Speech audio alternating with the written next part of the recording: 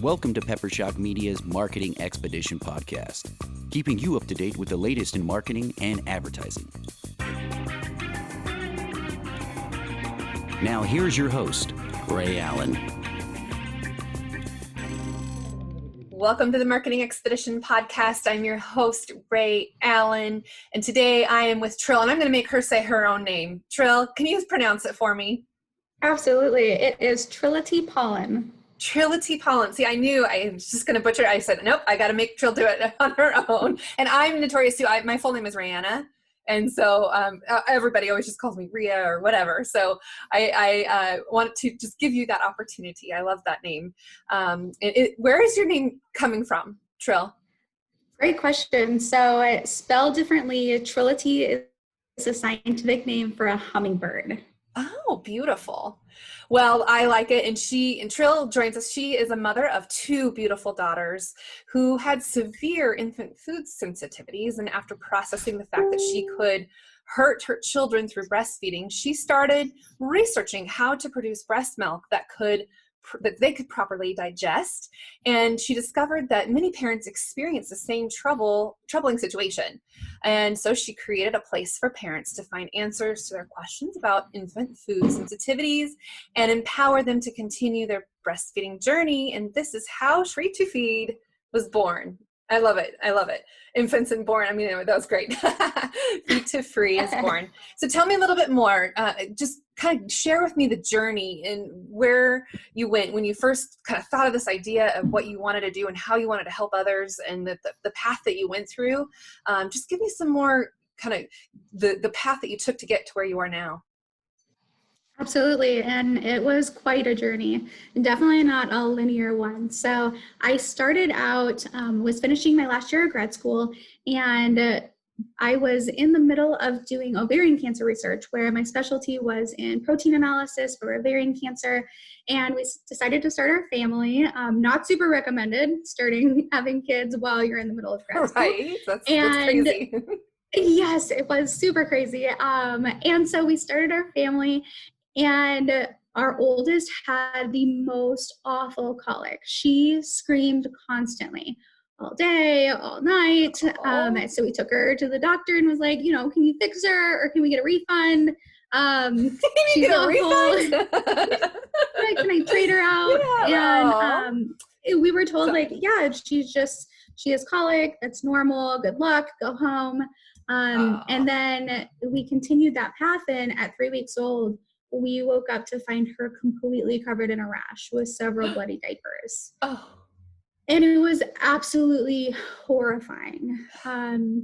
Eventually ended up admitted to the hospital, where it was determined that she had severe food allergies. And I was literally told that my breast milk, because I was nursing her at the time, was killing my baby. And oh my goodness. I went from, terrified to mortified. And then the next piece was to say, the only option that you have right now for her, because we can't test her to determine what it is she's allergic to, she's too young for those tests to work properly. Our only option is to put her on this hypoallergenic formula. And the hypoallergenic formula was made out of corn syrup, was highly processed, smells like sweaty gym socks, and it was $50 a can. Oh my gosh.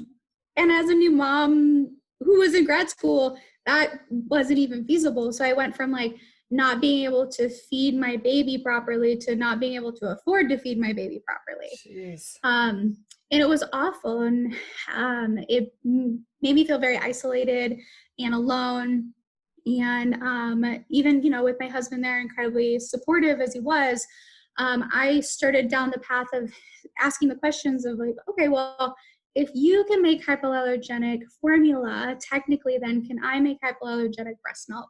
Because I just simply won't be able to afford this formula. And the answer was a hesitant, yeah, you can, but it's going to be awful. And okay, let's start that. What does that mean? What does that look like? So I ended up breastfeeding my oldest daughter for a year, allergen-free, because they didn't know what she was reacting to. And I was really skinny, so I guess that was a side effect of that.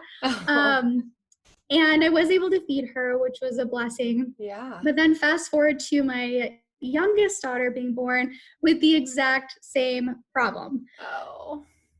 And at that point, though, I was no longer in grad school. Hair was a little less on fire than it was prior. And the second time around, I kind of poked my head up and was like, why is no one talking about this? And why is there not any better content? And why aren't we actually sharing the scientific research behind this for parents? Why aren't there any products available? So that's really what started the entire premise and mission for Free to Feed. Was originally to create a website that would allow parents to navigate this space by translating scientific research into digestible content, pun intended, for everyday parents. I love it. And so that eventually morphed to, okay, I can inform parents, but how am I helping them fix it? There aren't any products available. And a lot of these moms are not being fully supported in that they have no idea what's actually transferring to their breast milk, and there's no way to tell that. And as a scientist who specializes in protein analysis, I know that we can do that. That's an easy thing to do, and even in the comfort of our own homes. And that's what led me to the current path for Free to Feed, which is creating a test strip that would allow moms to test their breast milk for the presence of allergens at home. Wow. That's amazing, because you know what? Mothers are not too old or too young to be tested. So it's just a great way to be able to solve that problem. That's amazing. And tell me now what's happening. You're pitching, you're getting all kinds of awards, and it's just amazing. Tell us. Yes, it has been a whirlwind. So certainly was not fully prepared for the insanity that was starting as a scientist and becoming an entrepreneur. And so I'm learning a ton in all sorts of different arenas. Right. And so part of that has been like sharing my journey and sharing my mission. And as a biotech startup, a big piece of that is having to raise funds and raise awareness and get people, on board and excited about this new product that will be hitting the market. So with that, I have had the honor to pitch at many events, be involved in many different organizations and events, and even recently was one of the 2020 Women of the Year honorees, as you were as well. Congratulations. Yeah, and you too. That's awesome. And it's just been really incredible to be a part of a new kind of ecosystem, be a part of a new community, many different communities in that I'm a food allergy parent, I'm a veteran, I'm now an entrepreneur, I'm a scientist, and I'm a breastfeeding advocate. So I have fully leaned into all of those different pieces of Free to Feed and of my current journey. Right. And thank you for your service, by the way. What branch? I am in the Army National Guard. I'm an Operation Iraqi Freedom veteran and currently serving my 16th year. Wow. And you wear a lot of different hats, and it's pretty cool that you can manage to put them all together and leverage, like you said, each of those components of your life and how that is now transpiring. And how old are your kids now? My daughters are 5 and 2. Okay. So you've been on this path for how long as with Free to Feed? Just under 2 years. Okay. Congratulations. That's a good sign. You made it past the, the first scary mark. That's good. Yes. And this is not your full-time job yet, or is it about to be? It is not yet. So still working full-time. I am the quality manager for Boise Dairy Gold, and I absolutely love my job and absolutely love how supportive they've been of Free to Feed. That's good. That's good. I love it when employers can support those who have an entrepreneurial journey, as long as it's not a conflict of interest. And, this makes a lot of sense. So excellent. And how many tests have you been able to administer? How many, moms have you helped in with what you're doing? Oh man, I can't say that I have an exact number for the number of moms that I've helped so far in what I'm doing. I can say that our website gets about 2,500 viewers every week, and then a number of those moms go on to schedule one-on-one consults with me, or them and lactation professionals purchase our masterclass that kind of teaches them all of the science behind this entire situation and this entire kind of lifestyle that you end up leaning into when you're in the midst of food allergies and breastfeeding. And then down the road, we are not quite to the point of the test strips being available. We're in the middle of validation, verification with the University of Idaho, which is awesome. And we'll hopefully be hitting the market before too long. Excellent. And this is where a go-to-market strategy would be amazing for you. Yes. Tell me, have you started putting that together yet? Yes, so a large part of the pitches that I've had to do as of late include, a pretty robust go-to-market strategy. So for us, the interesting piece is that many of these moms are initially exposed to the fact that they have food allergy or food intolerance issues at the point of talking about the actual symptoms that the infant is exposed to. And so usually what will happen is mom will go to their pediatrician or their lactation professional and say, Right. Hey, I see these symptoms. What can I do? And right now, the answer to that question is typically for that professional to kind of like go to the back closet and come back with a hypoallergenic formula sample. And so one of our big go-to-market strategies then is for there to be a fork in the road where there's now an option. So essentially what Free to Feed would offer then would be free test strips where the pediatrician or the medical professional would essentially come out of that deep dark closet at the office and not only have a can of hypoallergenic formula sample, but also have some test strip samples for a mom. That way, at that point, it's an option, right? It's no longer, this is your only option and this is the end of the road for your breastfeeding journey. It is, now there are two options. And if you want to continue breastfeeding, which is scientifically proven to be better for your baby, here's your other option. And we can figure out what baby's reacting to. So in addition to that, being like one of our main strategies, we're also looking at strategies around having this offered as an employer benefit. So being able to offer this to employees. So we're talking to specific companies about that. In addition to our right now strategy, our current strategy of really bolstering our e-commerce option by creating traffic and awareness around our brand on all the social media platforms.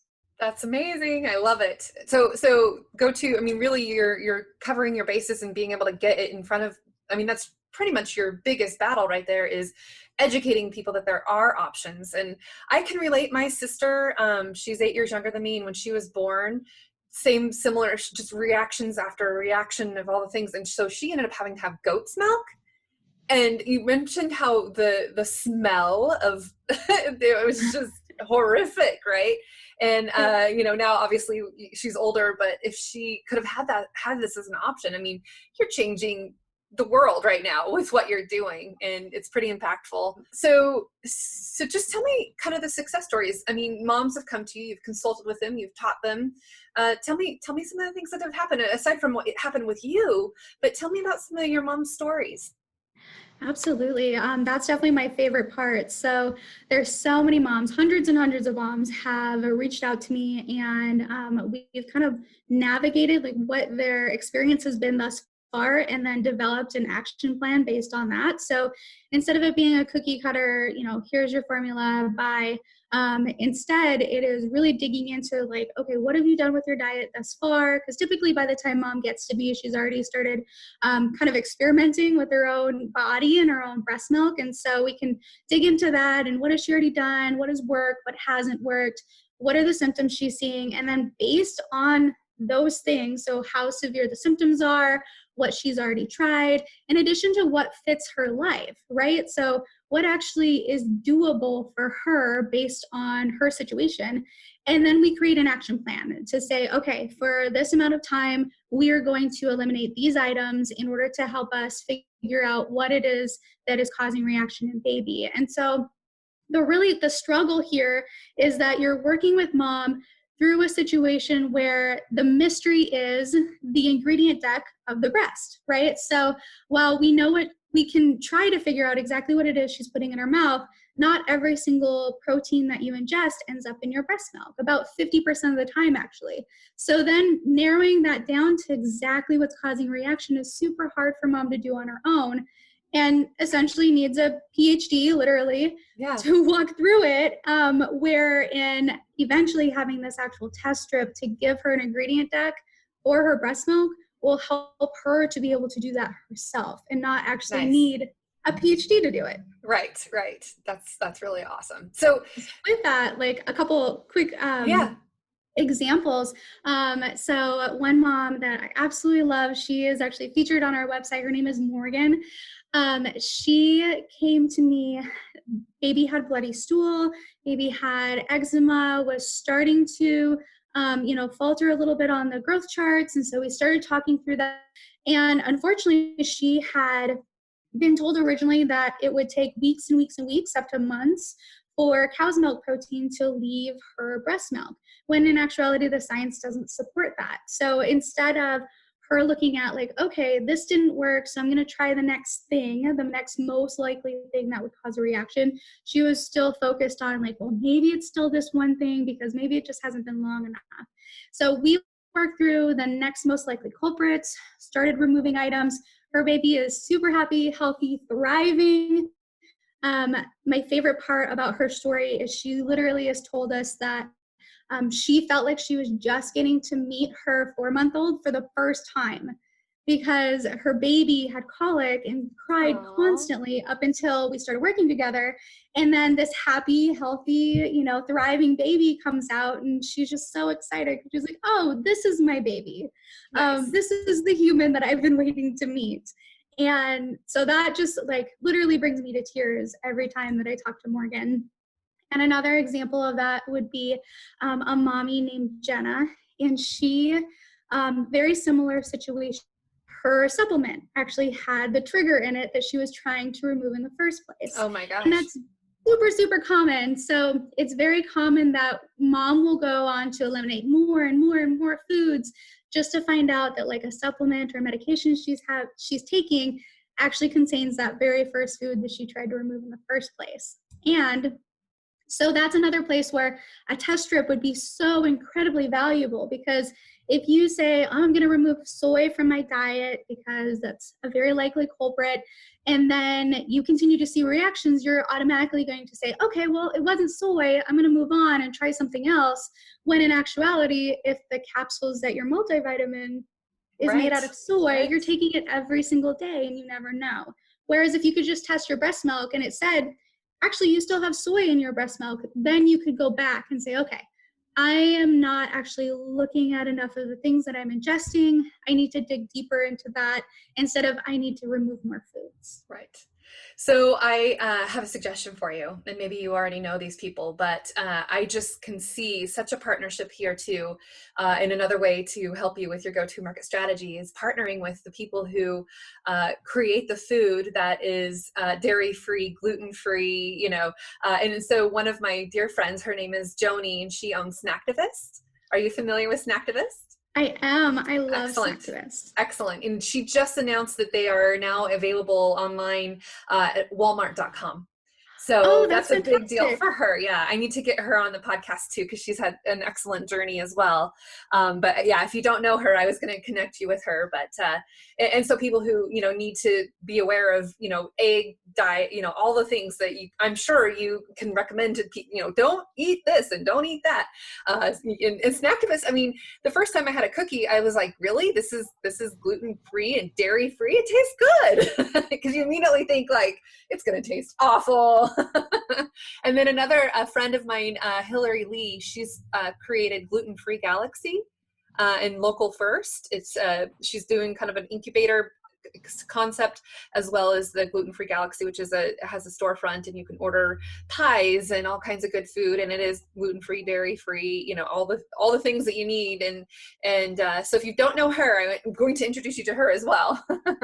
Yeah, I'm actually very, very familiar with both of them. I Perfect. have featured Snacktivist on Free to Feed's Instagram page. We do a substitute Sunday post, because a lot of times mom will be like, okay, these are all the things I can't eat. What can I eat? Right.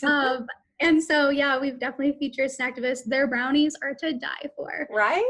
So good. And same story. She's kind of scienced everything just to make it, she was a ER, it's like food, it kind of had to, because of her situation and her kids too, and what they couldn't eat. And so, yeah, very kind of similar story there is why you had to start this and what you had to do. So I love that connection and how, partnering with her could be beneficial in that way. Totally agree. So you do Sunday substitutions, right? That's what you're saying? Yeah, Substitute Sunday. So every Sunday on Instagram, we feature a food that is at least top 8 free, or some sort of alternative type food where if you have had to remove X, Y, and Z, this is an alternative for you. So it's such a regular thing at my house now that both my 5 and 2-year-old like expect it now. They're like, oh, it's Substitute Sunday. We get to eat something. Yeah. Because it's always something new. I'm trying to kind of open up the world to these moms that feel so that they've just had to eliminate everything, and Right. instead of like what I can't have, trying to switch that to like, look at all the things you can have. So just kind of now you're going on this journey and this marketing expedition, and that's what we're talking about. Tell me some of the things that you have done that have worked, that have helped you be able to get the word out there and build your brand and build the awareness factor. What are you doing that's working? Yeah, so I have, like I mentioned, learned a ton because originally scientist, now turned founder and CEO. I So love it. learning all of these pieces about marketing has been incredible. And my hat's off to you and all of the experts in the field, because I'm definitely still at the novice range. But what I would say that I have learned is that it works to create and treat it just like a science experiment for me, right? So actually building out lots of different content and then testing it on different audiences to see exactly what works and what resonates with them. A hypothesis. And then doubling, exactly. A hypothesis, exactly. Right? Okay. And the results and the problems that you're solving. I can see this. Nice. Yes, exactly. And so that's really like what has worked for me in the marketing arena, is treating it like a science experiment to say, okay, I'm going to create these 25 different versions of content. I'm going to give it to 25 different versions of audiences. And then I'm going to see what resonates. And then what does work, I will double down on. And what doesn't, I will essentially abandon. And with that has really allowed me to understand my audience, and then also to know exactly what does resonate with them and what captures them. I would say the other piece is my personal branding. So because this is a mom brand and this is in a way, a lifestyle brand is what it will become. Me really attaching myself to it and my personal experience has meant a lot to these moms, right? Because I'm not just someone off the street that is trying to make $1 billion off of their problem. I am a mom who has lived, breathed. I've not only been in their shoes, but I've been in their bra. I mean that in the best way possible. Right. And I want results, and I want them to be seen, heard, and for their problem to be solved and addressed in the right way, in the most accurate way. So by me sharing my journey, and not only the high points, but also the low points, right. I think that these moms have hope, and these moms have something to really attach to, which has been very helpful. Good. Yeah. Telling your brand story and getting it out there and finding all the different ways. And I love that you're doing different iterations to test what works and what doesn't work. Because I think that is a scientific, that is how you can make marketing scientific versus always having to rely on intuition and, what's trending and those types of things. So I'm glad that you have that figured out and that you're tracking that and making that a part of your process. That's great. Tell me some examples of things that you've done. Like what kind of, you said you had 25 audience that you did something. What were some of the tactics that you did with your different iterations?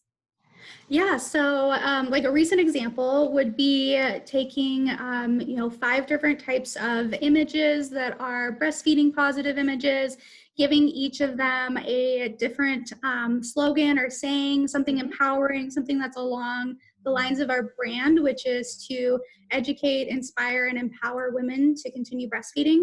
So creating an image around that, and then putting all of those different versions of the images. So you end up with 25 then, all against different audiences. So maybe lactation consultants of different ages, new parents of different ages, right? So like all these different iterations of types of audiences, and then putting them all out at the same time on, for example, like Facebook, and tracking that as far as page likes and engagement and which ones are really resonating, which ones are falling short. And then as you're going, really tracking those numbers and then dialing down on, oh, okay, this picture, if you go to our Facebook page right now, like this picture of a woman that is superwoman and she's breastfeeding while flying in the air. And it says something along the lines of, if we turn our nursing covers backwards, we can wear them like capes, like the superheroes that we are. Right? And so like that really resonated with some of those audiences. So doubling down on that because they love it, I love it, and it's right along the lines of my brand. Yeah, no, that's great. And you're doing it right. You're really doing it right. I love to hear that because so many people don't track it. And that's the key to being able to understand to how to do it better, how to fail faster, you know, and how to succeed, you know, so that's awesome. So Trill, tell me how people can get a hold of you. You mentioned your Facebook page. What's your website? What's your information that people can follow you on Instagram and all the places? All the places, yeah. So first place is definitely freetofeed.com. So free and then T-O feed, freetofeed.com.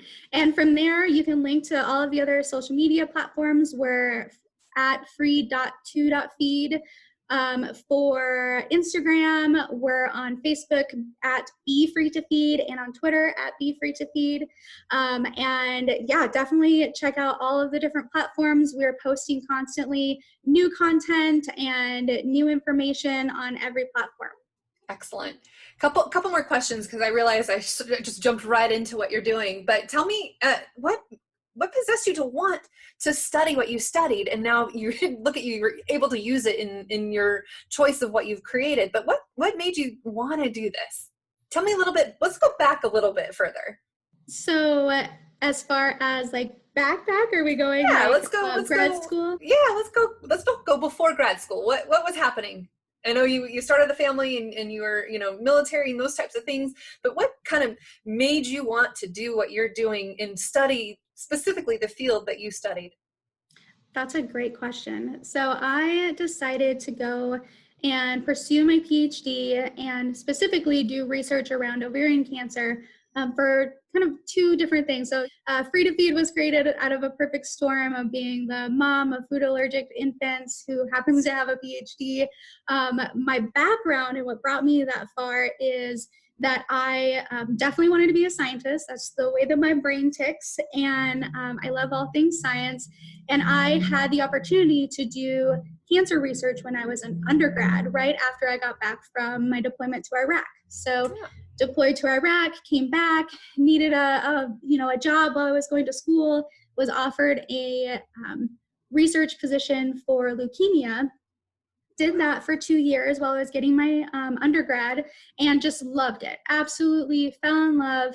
I loved every part of the setup of the like bigger picture of how many people you can really impact and the world basically at your fingertips for like the number of humans that can be downstream impacted by your work. And so from there, after I finished my undergrad, I knew that I wanted to continue in research. So when I started looking for research labs to be a part of, I found a research lab in Tampa, Florida, which I was brought to Florida via the military as well. Mm-hmm. And I was lucky enough to get into a really amazing program at the University of South Florida and found a lab that specialized in ovarian cancer. And ovarian cancer runs in my family. My mother had it, her mother, on and on. It's very likely that myself and or my daughters will have the disease. And so it was very close to my heart. And for any of you who have gone to grad school or even gone to any obnoxiously length school, you know that your heart has to be in it. And so my heart was 100% in ovarian cancer research. And as I mentioned, then that last year of doing that research and contributing to that field, which I'm super proud of and honored to have done, then led me to this current passion. And this product and Free to Feed has to exist and the product has to be on the market. When it's all said and done, it's very likely that I'll go back to cancer research. But until then, I am a CEO and I'll wear all the other hats. I love it. Yes. And I think that you are going to enjoy the entrepreneurial journey 2 years into this. This is where it starts to kind of where the rubber hits the road, right? You're ready to take off, and this is going to help you get there. Tell me some things that you've listened to or some resources that have helped you along the way. Like what's ways or things that you can share with others that have helped you. Maybe it's a podcast, maybe it's a book you read, maybe there's some resources that have kind of helped you get this entrepreneurial journey going. There are so many. So I would say highlights of the many books and podcasts. I am just a content absorber. So I would recommend as far as yeah. Yeah. So as far as like content, I really love, in the realm of books specifically, I really love High Performance Habits is one book that I've actually read several times. I really enjoyed the Innovation Stack, which is by the founder of Square. And it really digs into how you can, like, in a way, foolproof your company and build your company to be created specifically for your market, and make it so that even as you start to get competitors, you're really thinking through, like, what does the consumer really need, consumer really want, and how can I leverage that specifically for prepping to have competitors. And right, that's good. Helpful. Yeah. And then on the podcast side, oh man, so many. So Killer Food Allergies is one of my favorite podcasts because it delves into all of the nuances behind food allergies and the experiences and the feelings around food allergies.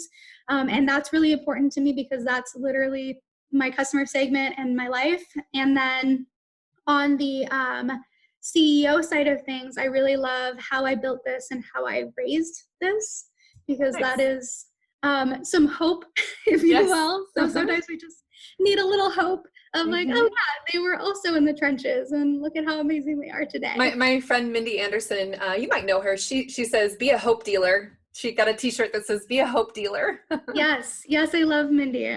Shout out to Mindy. She's fantastic. She actually was just watching last night the pitch that I did, and she did a little shout out on there. The only thing that ended up in the chat box was Dr. Mindy Anderson giving a shout out to Free to Feed. So she's amazing. That's great. Yep. Now, and she was on this morning. We have our Marketing Expedition virtual meetups every other Friday.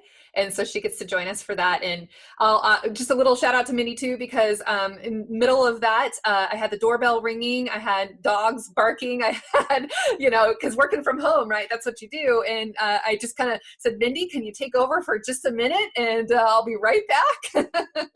Yeah, no, she's great. She's great. And she's doing a emotional leadership masterclass or emotional intelligence journey too. Yeah. So Trill, okay, last question for you. Are you ready? Yes. Okay. Where do you see yourself in 5 years? Where do you want to take this business? Like, what's success mean for you? If in 5 years you've sold this much, or you've affected or impacted this many moms and babies, or what is success for you? What's a KPI or key performance indicator that says, yes, I have done this. This is amazing. And maybe it's an exit strategy. Maybe it's tell me, where do you see yourself in 5 years? That's a phenomenal question. Where I see myself is from here to there, growing Free to Feed to the point of hitting the market, showing the world exactly how incredibly vital it is, and getting to the point of exiting and having an acquisition with a larger player who can take this global faster. This product absolutely needs to be across the globe, available to every single mommy. And I know that the fastest way to do that is for me to build it as quickly as I can and then hand it to an amazing, reputable company that can then explode it from there. And so that's my goal. From then I'm going to take a nap. Yeah. Good.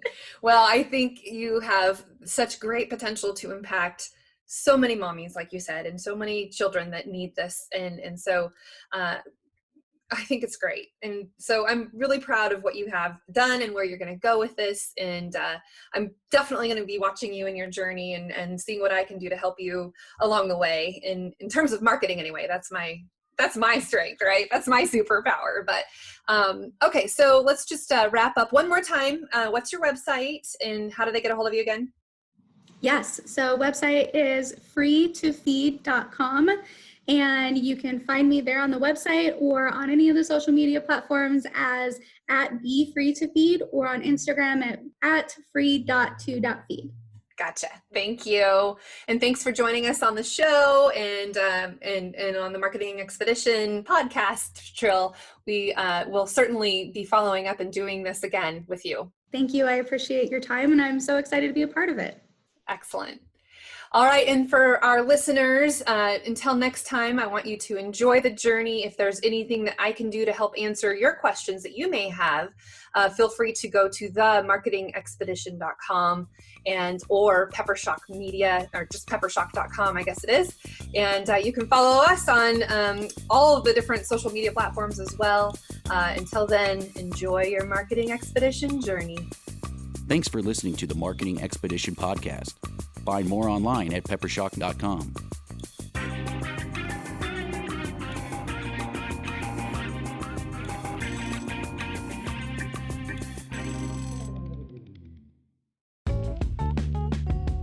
Wouldn't it be great if there was one place you can go to get all the latest information and tips about marketing and advertising? The Marketing Expedition community is that place. People like you gather in our online community to build relationships with others and find the latest marketing trends, tactics, tools, and technology. We help you build your brand and your bottom line. Start your adventure today. Visit themarketingexpedition.com to find out more.